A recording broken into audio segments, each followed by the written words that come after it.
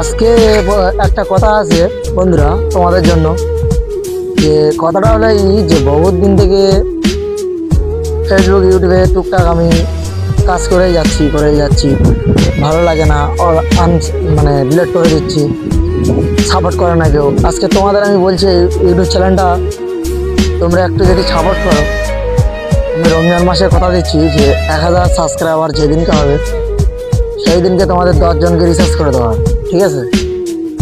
তো যত তাড়াতাড়ি পারো 1000 সাবস্ক্রাইবার বন্ধুরা, তোমাদের কিছু না, জাস্ট একটু সাপোর্ট করলে একদিনে হয়ে যেতে পারে, কিছুদিন সময়ও লাগতে পারে, বলতে পারবো না এটা।